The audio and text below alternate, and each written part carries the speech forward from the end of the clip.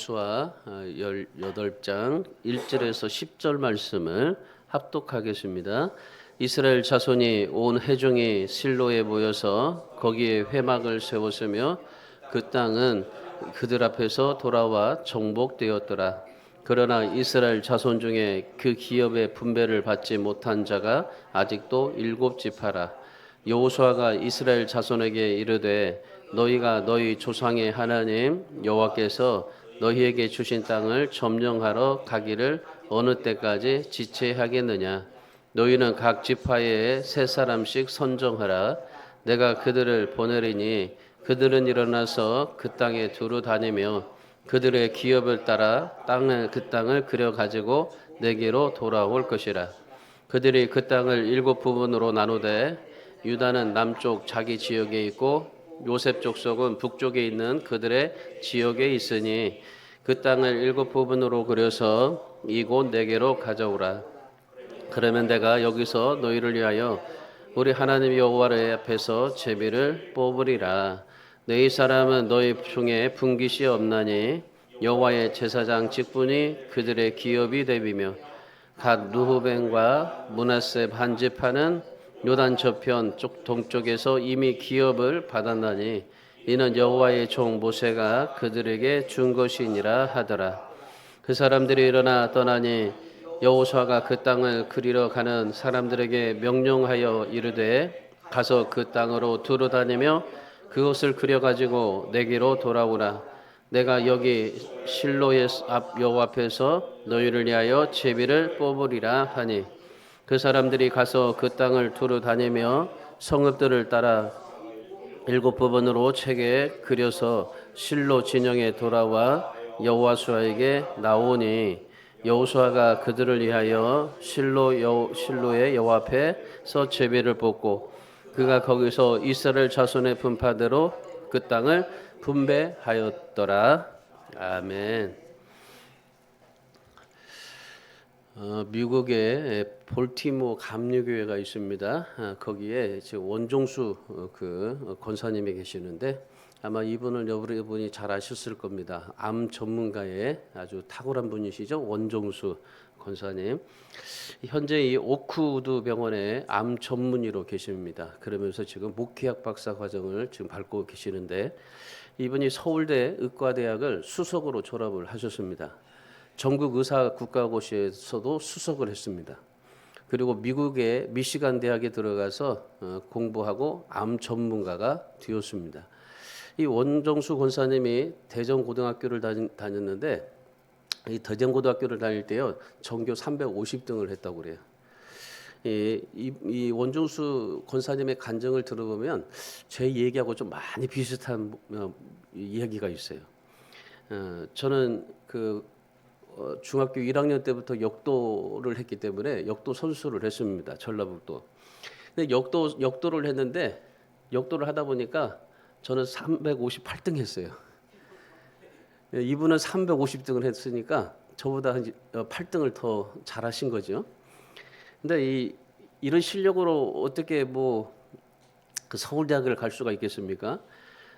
이런 실력으로 서울대학을 수석을 졸업하고 그리고 의사국가고시에서도 수석을 할 수가 있었던 겁니다. 그분이 이렇게 간증을 하는 겁니다. 나의 실력으로는 서울대, 미시간 대학에 들어갈 수가 없었습니다. 다른 애들은 공부할 때 이 원종수 권사님은 로마서를 2번 읽었다고 합니다. 저거 너무 비슷해요. 적어도 이 358등을 했을 때 다른 애들은 다 공부를 하잖아요. 그래서 저는 운동하고 아무것도 할 수가 없으니까 다른 애들 공부할 때 저는 시편을 2번 읽었습니다. 그러니까 비슷해요 이게. 그리고 나서 제가 뭐 했냐면요. 하나님 저 공부할 테니까 지혜를 달라고 기도를 했어요 제가. 근데 이분도 다른 애들은 다 공부할 때 이분이 로마서 2번을 읽었습니다. 그리고 나서 지혜를 달라고 기도를 했던 겁니다. 그런데 하나님께서 이분에게 특별한 지혜를 주시더래요. 한 번 보면 잊어버리지 않는 기억력을 주시더랍니다. 근데 저도 똑같은데 저도 한 번 보면은 잊어버리진 않아요. 근데 조금 지나다가 다 잊어버려요. 그런 지혜를 주셨어요. 그러니까 저는 처음에 볼 때는 다 생각이 나요. 그러니까 이 설교를 해도 설교를 준비하면요 그 한 3일 동안은 계속 그게 있어요. 근데 그 다음부터는 이제 이 하나님의 지혜를 줘가지고 잊어버리는 그냥 은혜가 있어요.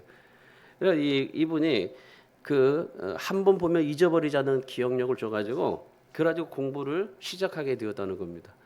그러니까 로마서를 읽고 그 다음에 기도하고 지혜를 주셔서 그 다음에 이분이 그렇게 공부를 해서 그 서울대학교 의과대학의 수석으로 졸업하고 또 전국의 의사 국가고시에서도 수석으로 졸업하고 미시간 대학에 들어가게 되고 지금 뭐 오크우드 병원에서 암 전문의로 지금 일하고 계시는 겁니다. 그분이 그렇게 말했습니다. 우리의 모든 병과 고통은 우리의 모든 병과 고통을 초토화시키는 핵무기가 있는데 그것이 바로 기도입니다. 그렇게 얘기한 겁니다. 그러니까 이분이 여러 가지 많은 그런 좌절 속에 낙심 속에 힘들 때 그때 한 게 뭐였냐면요. 하나님 앞에 기도했던 거예요. 지혜를 달라고 어떻게 350등이 어떻게 서울대 의과대학을 갈 수가 있어요. 못 가죠. 저도 마찬가지로 358등이 어떻게 연세대를 갈 수 있습니까? 못 가는 거예요. 절대 못 가는 거예요. 근데 하나님께서 특별한 지혜를 주시는 겁니다.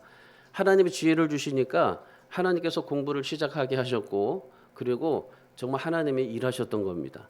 그분이 모든 병과 고통을 초토화시키는 핵무기가 있는데 바로 그게 기도라는 것이었습니다.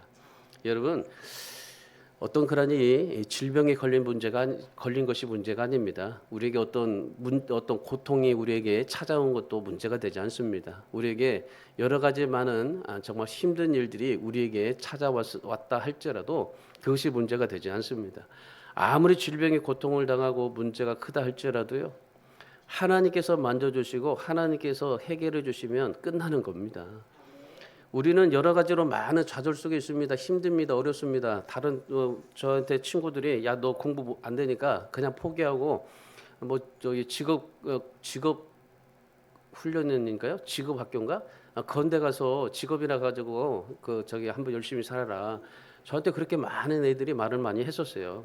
공부 안 되니까. 근데 저는 공부가 안 된다고 그렇게 포기하지는 않았어요. 사실 예수 믿기 전에는 그렇게 살았어요. 그렇게 그냥 주어진 대로 그렇게 삶을 살았는데 제가 이제 중학교 3학년 때 말 고등학교 1학년 때 예수를 믿었기 때문에 예수 믿고 나서 저는 그게 달라졌어요. 진짜 하나님이 살아계시다는 것을 만나고 나서 하나님이 하시면 되겠다라고 생각을 했고 그리고 그때부터 하나님 앞에 기도했던 겁니다. 하나님 앞에 기도하고 열심히 하나님 앞에 기도해서 그래서 연세대학교 간 거 아닙니까?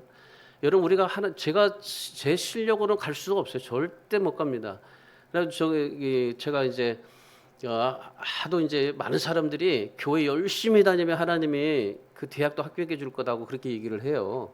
그래가지고 저는 열심히 교회만 다녔어요. 그리고 뭐 다른 거 하지 않았습니다. 다른 애들 다 시험 공부할 때 저는 열심히 교회 나갔어요. 다른 애들 다 공부하러 갈 때 저는 예배 한 번도 안 빠졌거든요. 그러니까 예배 빠지고 기도하고 아침에 새벽에 아침에 학교 갈 때 교회 들려서 기도하고 또 학교에서 퇴근하면 또 교회 가서 또 기도하고 그랬었어요. 그리고 나서 그렇게 하고 하나님 앞에 지혜 달라고 기도하고 제가 할 수 있는 것은 그거밖에 없으니까 그래서 또 하나님 앞에 기도하고 그래서 이제 하나님 앞에 이제 뭐 많은 것을 하려고 했는데 시험을 봤는데 열심히 저는 교회 다니고 열심히 봉사했거든요. 시험을 봤는데 제가 358등에서 360등까지 가더라고요. 그래 이게 더 안 되는 거예요. 그래가지고 하나님 앞에 왜 안 하냐고 왜 하나님이 이렇게 열심히 그 봉사하면 교회 봉사하면 해줄 텐데 왜 안 해주시냐고 막 하나님 앞에 좀 떼쓴 적이 있어요. 좀 사태 부른 적이 있어요. 그랬더니 하나님께서 제 뒤통수를 팍 치면서 야 불로소득 하지 말라는 거예요. 교회만 다닌다고 해서 그게 다 잘 되는 거냐? 아니라는 거예요. 네가 교회를 다니면서 열심히 공부하면 그 공부한 것 중에서 하나님이 너에게 지혜를 발휘해서 주시는 거지.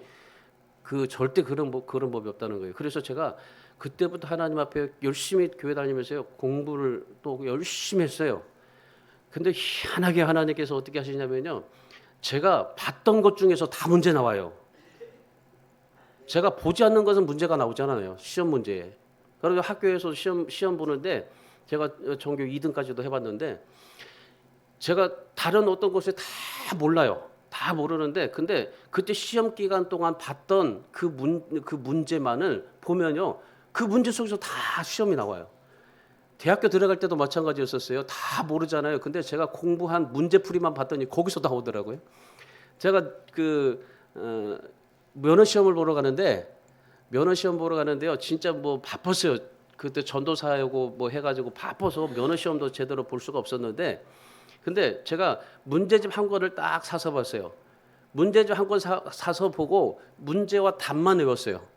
그랬더니 거기서 다 나온 거예요. 제가 본 것 중에서. 그러니까 하나님이 그렇게 역사하시더라고요. 제가 열심히 하고 정말 하나님 앞에 애써서 노력하고 수고한 그것에서 하나님은 보답을 주시더라고요.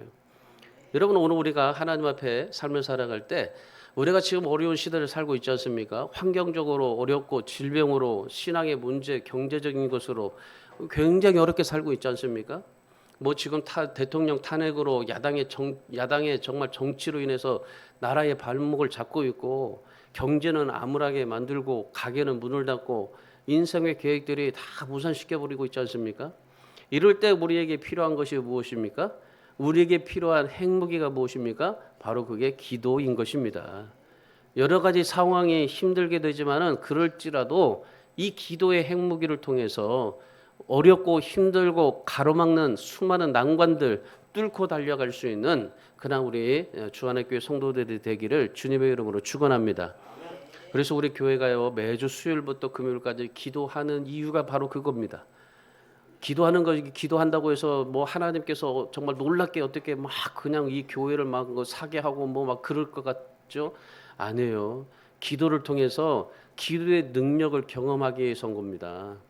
정말 이 기도를 통해서 하나님의 능력을 경험하고 살아계신 하나님의 그러한 은혜를 경험하기 위해서 우리는 기도하는 겁니다. 그래서 이 나라의 정말 비상 국가를 위해서 우리가 지금 하나님 앞에 기도하는 겁니다.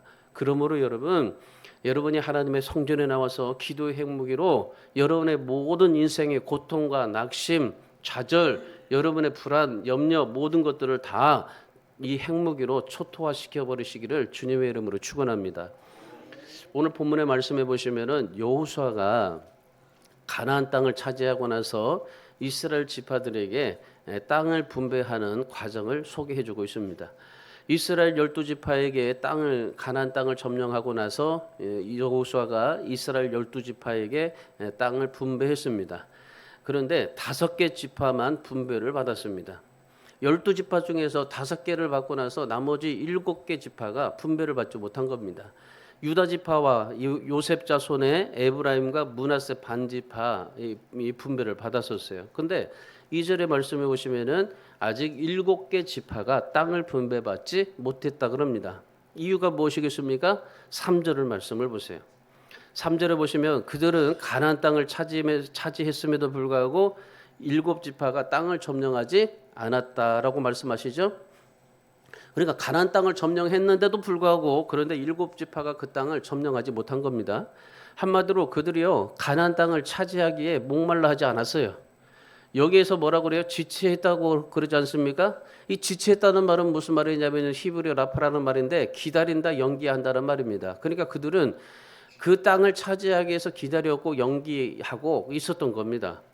그러니까 지금 열심히 가나안 땅을 점령해가지고 자기의 그러한 각 지파가 7배 지파가 자기의 그러한 이 땅을 만들어야 되는데 그런데 지금 멈추고 머뭇거리고 있었던 겁니다. 왜 그랬을까요? 불안하고 두려웠겠죠.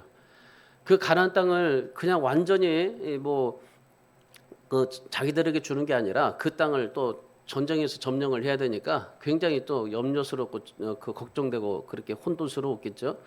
근데 하나님께서 분명히 가나안 땅을 약속의 땅으로 주셨습니다. 그리고 그 가나안 땅을 하나님께서 약속한 대로 그들에게 다 분배를 해주기로 하셨습니다. 그런데 문제는 뭐냐면요, 이스라엘 백성들이 이 7지파가 움직이지를 않는 겁니다.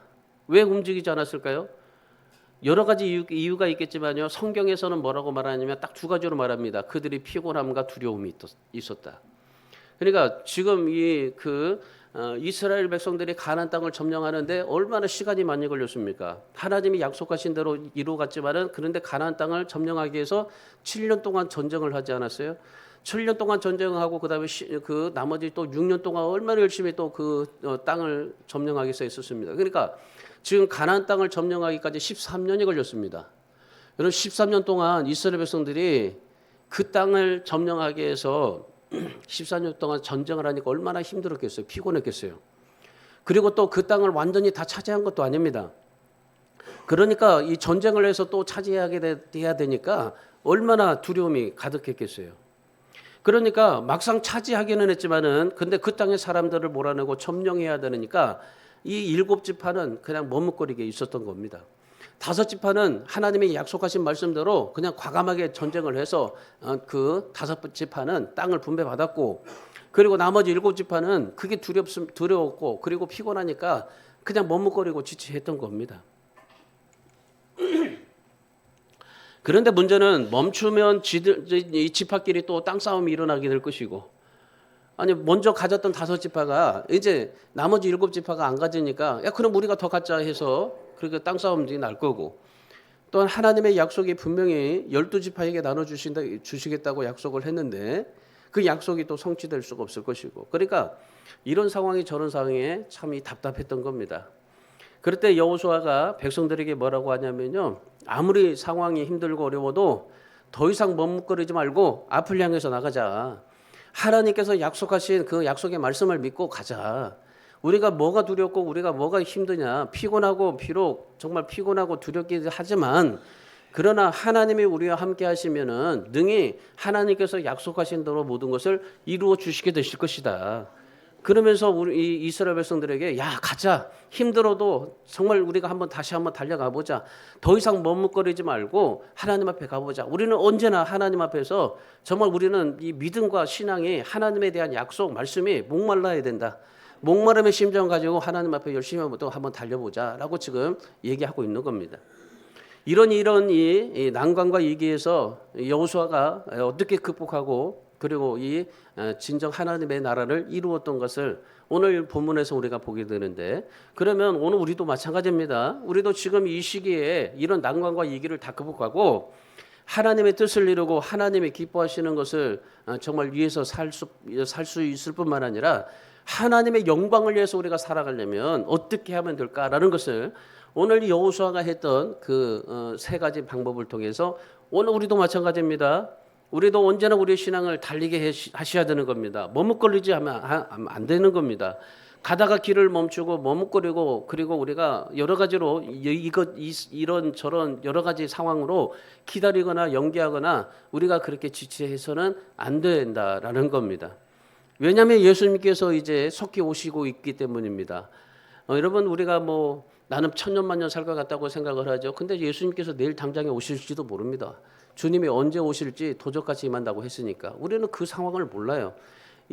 분명히 뭐 우리가 우리 때는 오지 않겠지라고 생각하지만 그러나 절대 그런 법이 없습니다. 하나님께서 마음 먹으시면 당장이라도 내일이라도 하나님은 하나님의 나라를 이루시는 분인 것입니다. 야 여기까지다. 예수 믿는 사람들이 이제 여기까지밖에 없다라고 생각할 때 하나님께서는 반드시 이제 마지막에 주님이 오시게 할 것이고 그리고 이 세상에 종말이 오게 하게 하실 것입니다.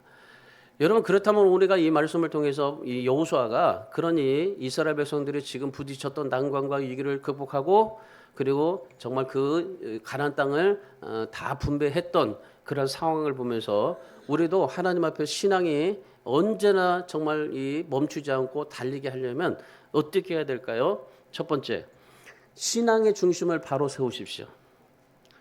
신앙의 중심을 세워야 돼요. 자, 본문 1절 말씀 보세요. 1절에 이스라엘 자손의 온 회중이 실로에 모여서 거기에 무엇을 세웠습니까? 회막을 세웠습니다. 회막을 세웠고 그들은 그 땅은 그들 앞에서 돌아와 정복되었더라 그럽니다. 여호수아가 첫 번째로 한 일이 뭐냐면 실로에 회막을 세웠습니다. 여호수아가 회막을 세운 것은 뭐냐면요. 그 의미가 뭐냐면 이스라엘의 영적 중심지를 성전으로 옮겼다라는 말입니다. 그동안 여호수아가 이스라엘의 중심들을 어디다 뒀습니까? 길갈에 뒀습니다. 길갈은 무엇입니까? 여리고 동쪽에 있는 저지대입니다. 이스라엘 백성들이 가나안 땅에 처음 들어갔을 때 거기서 할례를 받았고, 그리고 가나안의 아주 외곽 지역입니다. 그곳에다가 이제 그 진을 차려놓고, 그리고 이 여호수아가 7년 동안의 전쟁을 벌였습니다. 그러니까 이 전쟁을 통해서 이 길갈에다가 그 모든 신앙의 중심지를 길갈에서 이제 그 회막에다가 회막을 두고 그 길갈에서 모든 중심을 두고 삶을 살았어요. 근데 지금 이제 여호수아가 어디로 중심을 옮깁니까? 실로로 옮깁니다. 실로는 베델 북쪽 15km 지점에 있습니다. 베델과 세겜 중앙에 있는 그 고지대입니다. 그러니까 처음에는 저지대에서 신앙의 중심지를 가지고 살았지만 이제는 뭡니까? 이 여호수아가 오늘 이 18장에 와서는 고지대로 올라가요. 고지도로 올라가서 거기서 이제 이스라엘 백성들의 신앙의 중심지를 옮깁니다. 거기가 바로 뭐 있었어요? 실로 있었어요. 그러니까 길갈에서 실로로 지금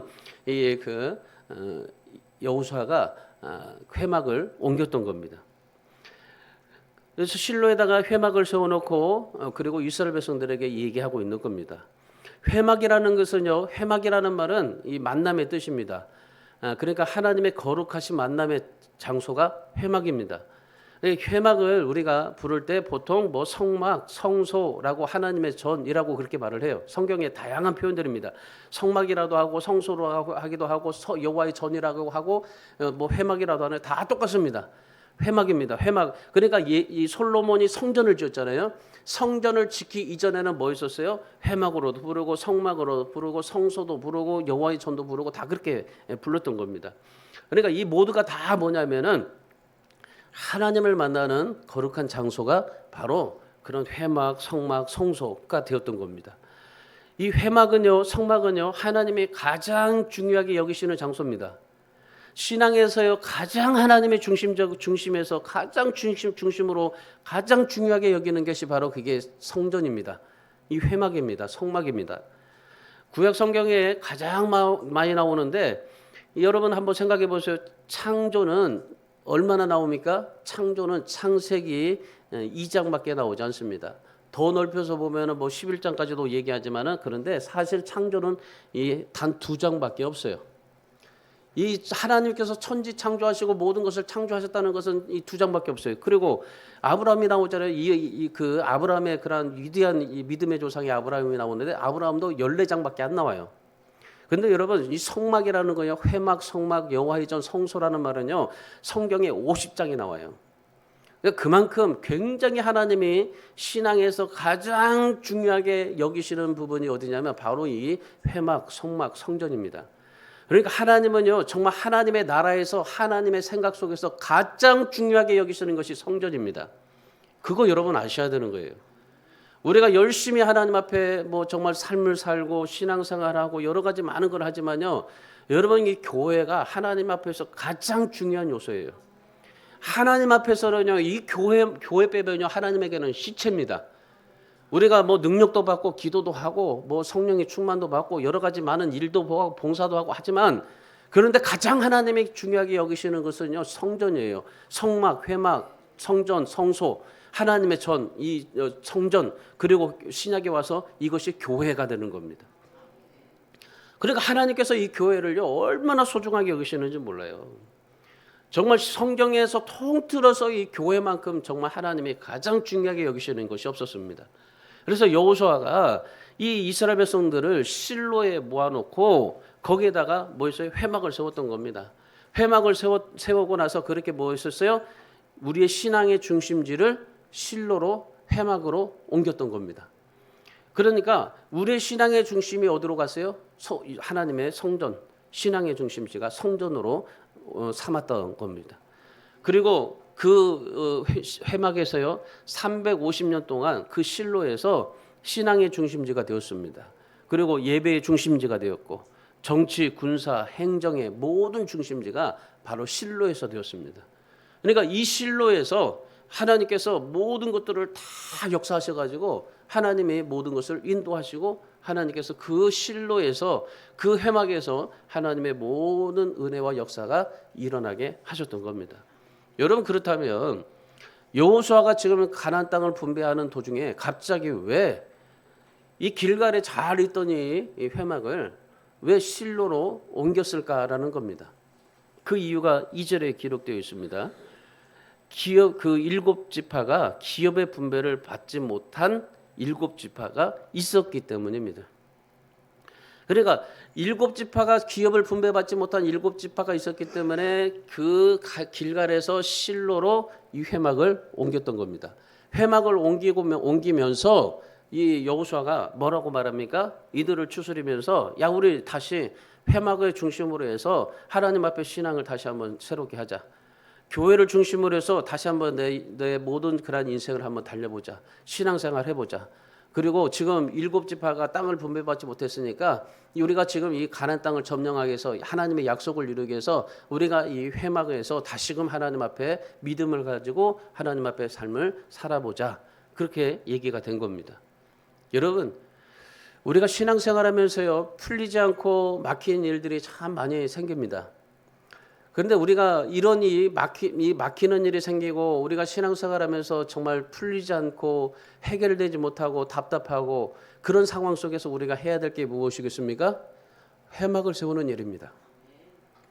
여러분이 정말 힘들고 어렵고 답답할 때 제일 첫 번째로 해야 될 게 무엇입니까? 회막을 세우는 겁니다. 회막을 세운다는 건 뭡니까? 교회 중심으로 간다는 겁니다. 교회로 내가 하나님 앞에 간다는 겁니다. 교회 가서 예배하고 교회 가서 일하고 교회 가서 봉사하고 교회 가서 하나님의 뜻을 구하고 하나님의 임재를 바라고 하나님 앞에 나간다는 겁니다. 여러분 신앙생활 잘 보세요. 내가 하나님 앞에 정말 신앙에 믿음이 떨어지면요 교회부터 멀어지게 돼 있어요. 그런데 진짜 우리가 하나님 앞에 신앙생활을 다시 하려면요 교회가 가까워지게 돼 있는 겁니다.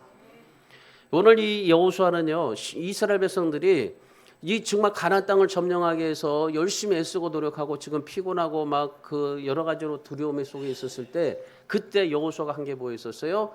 이 회막을 옮겼던 겁니다. 그러니까 지금으로 말하면 교회를 실로에 다시 세웠던 겁니다.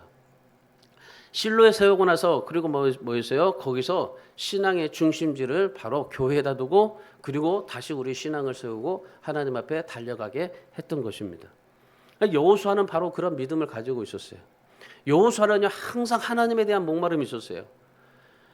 그런 다른 것이 없었어요. 여호수아가 정말 지금 이 모든 일들을 하는 과정에서 이 나머지 7지파가 땅을 분배받지 않았으면 내가 너희들에게 땅을 분배해 줬는데 너희가 하지 못했으니까 너희의 탓이다라고 생각해서 그냥 다른 사람에게 줄 수도 있을 겁니다.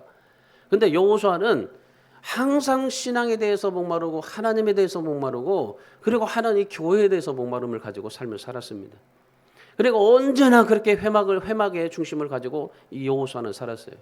여호수아는요 회막의 중심으로 항상 살고 회막의 중심에서 모든 그런 일들을 하고 하나님 앞에 삶을 살았던 겁니다.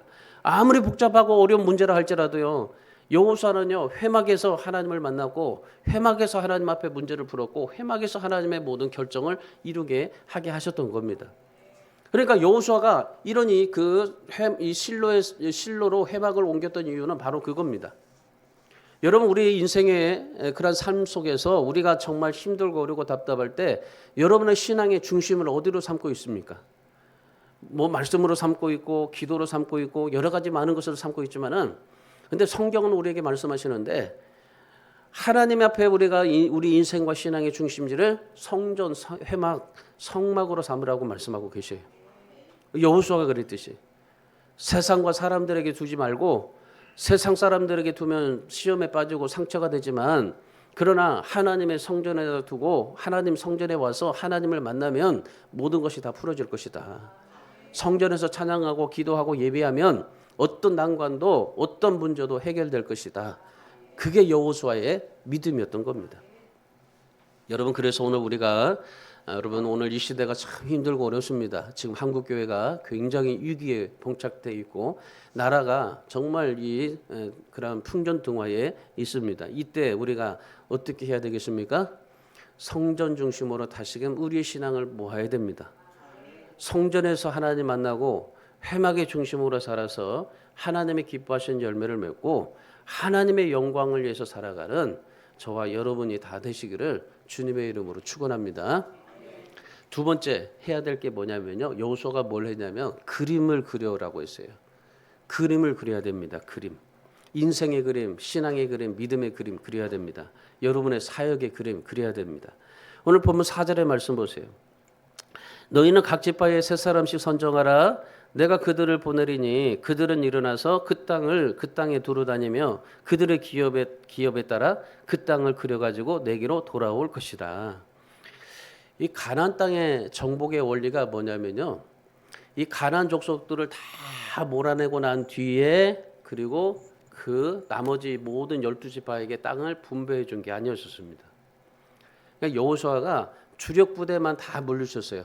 그러니까 모든 이 가나안 땅의 모든 전 가나안 땅의 족속들 그런 족속들의 가장 센 것들 그러니까 뭐 거민들 그다음에 네피림들 이런 제일 센 것들 그러니까 가장 주력 부대 뭐 저기 포차든지 아니면 대포든지 핵무기든지 아무튼 그 땅에 가지고 있었던 그 지역에 그 도시가 가지고 있었던 가장 센 것만 다 물리쳤어요. 없애버렸어요 다.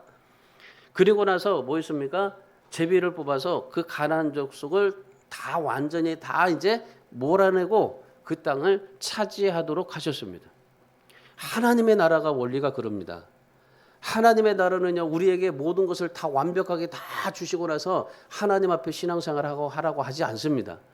하나님은요 우리가 신앙생활할 때 내 인생 속에서 가장 센 거 그 한 놈만 하나님이 물리쳐 주시고 나머지는 뭐예요? 우리가 다 물리치라고 그래요. 그러니까 여러분 지금 보세요. 우리가 지금 12지파의 12개의 인생을 가지고 신앙을 가지고 5개는 하나님께서 다 센 것을 다 물리쳐요. 그리고 나머지 7족속 제일 정말 힘든 그런 7족속을 남겨주세요. 그러니까 우리 안에는요 12개의 문제 속에서 5가지는 하나님이 처리해 주시고 나머지 7개는 우리가 스스로 점령해서 차지하고 이기고 승리해야 되는 겁니다. 이것이 하나님의 나라입니다. 하나님의 나라는 우리에게 다 완벽하게 주지 않습니다. 이스라엘 백성들이 그 자기 땅을 쌓아야 됐어요. 그러니까 여호수아가 가장 주력 부대들 센 놈들만 다 물리치지 않았어요? 그러면은 센 것들만 다 물리쳤으니까 지금 이스라엘 백성들은 어떻습니까? 이상이 대단하잖아요. 하나님의 능력이 함께하니까 야 여리고도 물리치고 그리고 요단강도 건너가고 하나님께서 이런 위대한 분이시구나. 하나님이 이렇게 정말 대단한 분이시구나. 야 이런 하나님이 오니까 가나안 족속들이 어떻게 되겠어요? 다 그냥 겁내지 않겠습니까? 그리고 정말 모든 그런 센 것들은 다 밖으로 물리쳐 버렸으니까 더 이상 가나안 땅에 들어오지 못하도록 했으니까. 그러니까 정말 이협의 그런 존재 대상이었는데 그러면 그냥 이스라엘 백성들이 나머지 7족속이 가서 그냥 그 땅만 차지하면 되는 거예요. 밥상 다 차지했으니까 수저 놓고 젓갈 놓고 그냥 먹으면 되는 겁니다. 근데 7지파가 그러지 못한 겁니다. 자기 땅을 자기가 싸워서 빼앗아야만 했는데 그러지 못한 겁니다. 열심히 전쟁을 했던 이 5지파는 어땠어요? 그 땅을 차지했습니다. 근데 7지파는 망설이고 있는 겁니다. 그래서 여호수아가 7지파에게 뭐라고 말씀하냐면은 야 너희들에게 3사람씩 선정해라. 3사람씩 선정해가지고 나와라. 그리고 땅을 두루 다니면서 그림을 그려오라. 그리고 본문 5절의 말씀 보세요. 그들이 그 땅을 7부분으로 나누되 유다는 남쪽 자기의 지역에 있고 요셉의 족속은 북쪽에 있는 그들의 지역에 있으니 그러잖아요. 그러니까 이 여호수아가 7지파 사람들에게 3사람씩 선정해서 땅을 그려오라고 했어요. 그랬더니 가서 그 땅을 그려왔던 겁니다. 여호수아가 그림을 그리게 해서 생각만 하고 살았던 가나안의 땅을 직접 밟아보도록 했어요.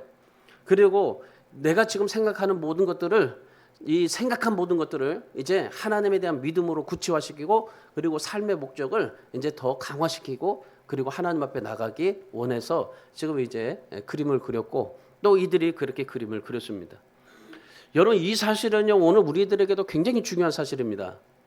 왜냐하면 하나님께서는 우리에게 모든 것을 다 준비시켜 주시질 않아요. 하나님께서 우리에게 모든 것을 다 이루지는 않습니다. 주님의 일을 할 수 있는 여건만을 만들어 주시지 하나님께서 우리에게 다 주시질 않아요. 그러니까 우리가 해야 될 일은 무엇이겠어요? 우리가 그림을 그려야 되는 거예요. 우리가 그림을 그리고 그 그림 안에서 최선을 다해서 전투해야 되는 겁니다. 그게 하나님이 우리에게 원하시는 겁니다. 여러분 인생의 그림을 그리고 신앙의 그림을 그리고 내가 정말 하나님 앞에 믿음의 그림을 그리는 것은 굉장히 중요합니다.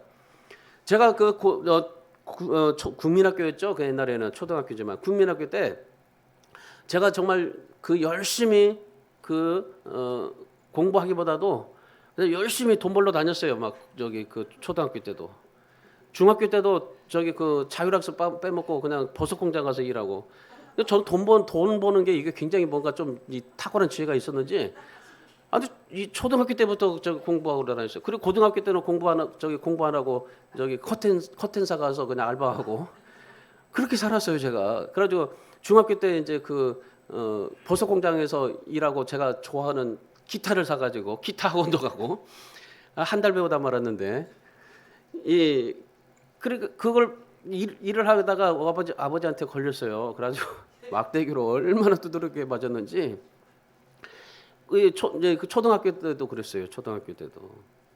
그러니까 여러 가지로 우리 인생을 살면서 초등학교 때도 아버지 좀 막 돈 주스러 다니고 저는 땅을 많이 봤어요. 그래서 땅 보면서 돈 주스러 많이 다녔거든요. 그래가지고 돈 엄청 많이 벌었어요. 그래가지고 하물며 제가 우리 고모 집에 좀 보내달라고 제가 아버지한테 때를 썼어요. 우리 고모가 어디 사냐면 상암동 살아요. 상암동. 상암동 어디입니까? 매립지 있는데 거기 엄청 쓰레기 더미가 있어요. 제가 초등학교 때 뭔 그런 생각을 했는지 몰라요.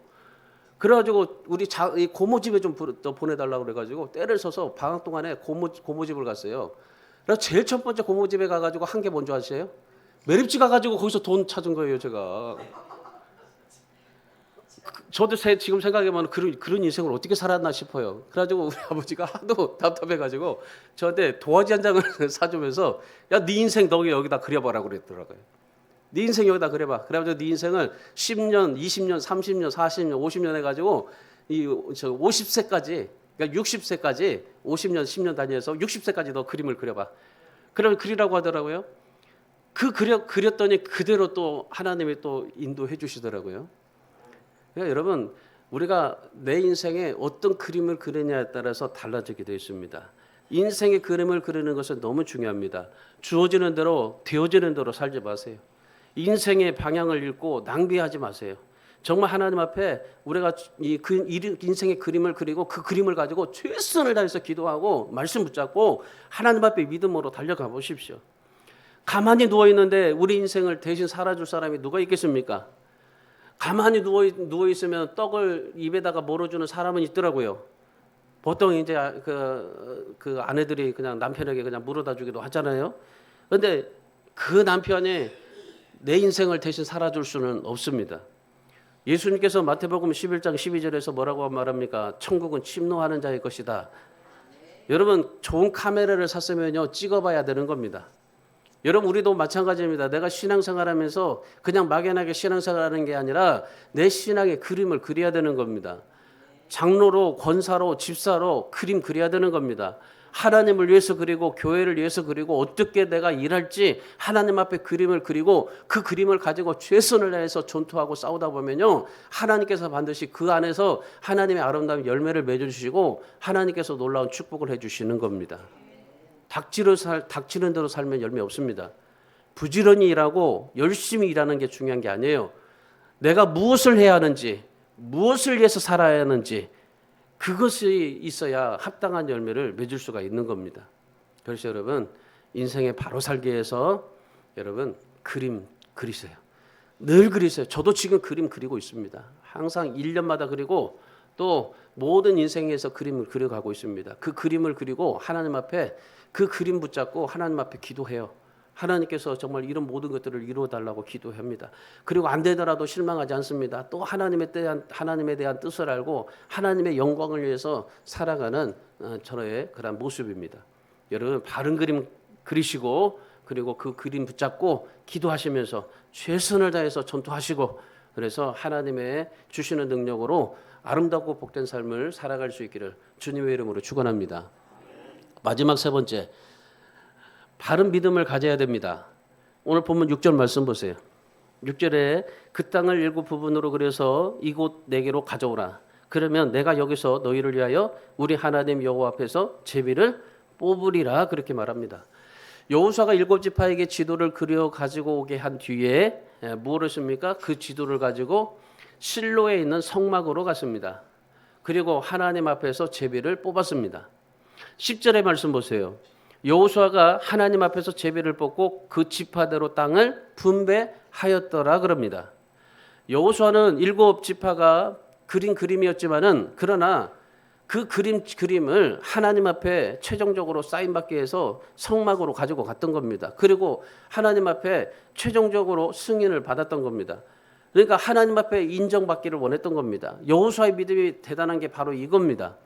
하나님께서 모든 결정의 최종 결정자로 삼았고, 그리고 하나님 앞에 모든 것을 하나님이 결정할 수 있도록, 그리고 무엇보다도 내가 정말 하나님 앞에 살면 살아갈 때 하나님의 나를 인정해 주셔야 한다라는 그 믿음으로 하나님 앞에 살았던 여호수아입니다. 하나님은 여호수아를 그런 믿음으로 일하셨고 믿은 대로 역사하셨습니다. 아무리 난관에 부딪히고 어려움이 와도 하나님에 대한 믿음을 가지고 살았던 여호수아, 그 하나님께서 여호수아를 사용하셨던 것입니다. 어떤 권사님이 야외에 갔어요. 교회에서 중직을 맡고 있기 때문에. 그래서 이제 그 예배 갔습니다. 뭐 중직을 맡았다고 해서 간 게 아니라 자연스럽게 그 예배니까 그 야외에 간 겁니다. 근데 예배 도중에 이 벌이 날아와서 이 권사님의 얼굴을 쏘고 가버린 겁니다.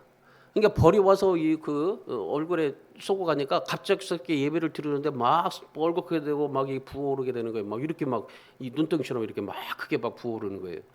근데 이 권사님이 내색하지도 않았어요. 우리는 벌레만 와도 막 기겁하고 소리 지르는 권사님들이 많아요. 근데 이 권사님이 벌을 쏘고 가서 이 눈이 탱탱 부었는데도 불구하고 근데 이 권사님이 움직이질 않아요. 이 권사님이 야외배 드리는 저 목사님의 방해가 될까 봐서 움직이지 않고 가만히 있는 겁니다. 막 퉁퉁 보이는데도 다른 가서서는 막 이거 가지고 옆에서 악소리 나고 막 어떻게 다 예배 목사님이 앞에서 설교하고 있는데 이거 큰일 났다고 목사님 이거 지금 그 병원 가야 된다고 막 이렇게 난리칠 텐데 근데 이 권사님이 벌에 쏘여도 가만히 앉아 있어요.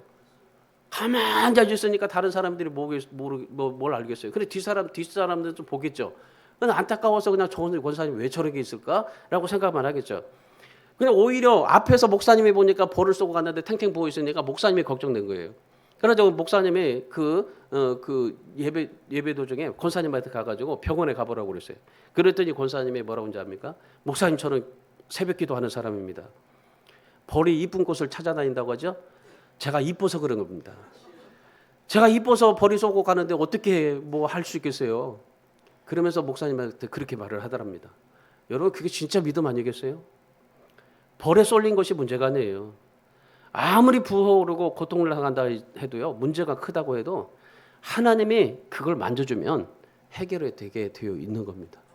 그리고 그때 하나님께서 이제 기도하고 그리고 하나님께서 모든 것을 다 이제 부어오른 것들을 다 내려가게 하시고 여러분 우리가 하나님 앞에 바른 믿음을 가지고 하나님 앞에 살게 되면 우리의 모든 병과 고통이 치유되고 재정의 문제도 해결받게 되고 모든 문제가 다 풀리게 될 줄 믿습니다. 그래서 우리 사랑하는 성도 여러분, 내가 생각하고 아무리 열심히 살아서 그린 그림이라고 하지만 그 그렸다고 한 모든 것들요 하나님 앞에 인정받아야 돼요. 하나님 앞에 내놔야 되는 겁니다. 하나님 앞에 인정받고 하나님 앞에 인정받지 않으면 축복이 없고 가치가 없는 겁니다. 여러분이 가지고 있는 모든 인생의 그림, 신앙의 그림 하나님 앞에 가져가서 하나님께 인정받고 최종 사인 받으셔야 되는 겁니다. 그럴 때 진짜 하나님이 주시는 축복을 누리게 되는 겁니다. 여러분 우리를 발목 잡고 있는 것들이 너무 많습니다. 인생도 나라도 경제도. 근데 그거 기억하십시오. 하나님께서 도우시고 하나님이 만져주시고 하나님이 하시면 무엇이든지 해결된다라는 것입니다. 그래서 여러분 여러분의 삶을 하나님께 인정받으십시오. 여러분의 믿음을 인정받으세요. 여러분의 모든 삶을 하나님 앞에 인정받으세요. 여러분이 그렸던 모든 그림들 다 그렸다고 해서 하나님이 다 되는 게 아닙니다. 하나님 앞에 가지고 나가서 인정받고 하나님 앞에 맡기고 하나님 앞에 순종하면서 살아갈 수 있기를 바랍니다. 여호수아처럼 머뭇거리지 마세요.